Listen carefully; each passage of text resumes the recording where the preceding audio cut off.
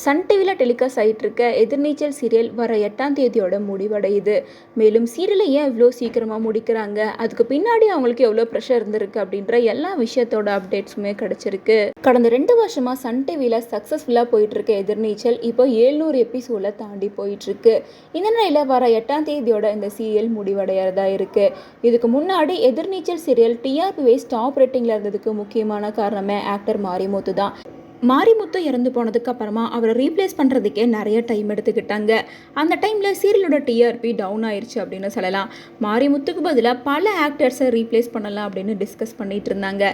கடைசியாக மாரிமுத்துவை ரீப்ளேஸ் பண்ணுறதுக்காக வேல் ராமமூர்த்தி மாரிமுத்து கேரக்டரை தொடர்ந்து நடிச்சிட்டு வந்தார்.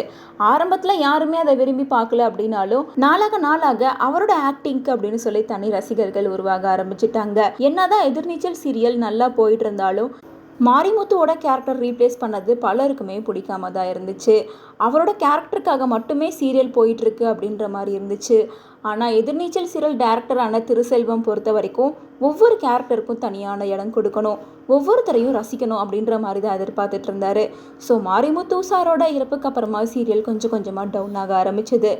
அதே போல் கதையோட ட்ராக்கும் நாளுக்கு நாள் வேற மாதிரி போக ஆரம்பிச்சது. திருசெல்வம் சார் இதுக்கு முன்னாடி பல சீரியலை சக்ஸஸ்ஃபுல்லாக டைரக்ட் பண்ணியிருக்காரு. அவர் எதிர்பார்த்த மாதிரி தான் எல்லா சீரியலுமே சக்ஸஸ்ஃபுல்லாக போயிட்டுருக்கோம். அதுக்கு சேனல் சைடும் அவருக்கு பயங்கரமான சப்போர்ட் இருந்தது. ஆனால் எதிர்நீச்சல் சீரியலில் மாரிமுத்தோட இறப்புக்கு அப்புறமா சேனல் சைட்லேருந்து இவருக்கு ப்ரெஷர் இருக்குது அப்படின்னும், இதை இப்படி ஷூட் பண்ணாதீங்க, இந்த ட்ராக்கில் கொண்டு போங்க அப்படின்ற மாதிரி நிறைய சஜஷன் வந்துட்டு இருந்ததாமா. அதையெல்லாம் தாண்டி முடிஞ்ச அளவுக்கு அவரோட ட்ராக்லேயே சீரியலை கொண்டு போயிருக்காரு. கடைசியாக சேனல் சைட்லேருந்து அவருக்கு ஒரு மெயில் வந்திருக்கு. அந்த மெயிலை பார்த்ததுக்கு அப்புறமா தான் இதுக்கப்புறமா சீரியலை கண்டினியூ பண்ணுறதுல விருப்பம் இல்லை, அதனால் சீரியலை இதோட முடிச்சுக்கலாம் அப்படின்னு சொல்லி ஓவர் நைட்டில் பிளான் பண்ணி சீரியலோட கிளைமேக்ஸை ஷூட் பண்ண ஆரம்பிச்சிட்டாராமா.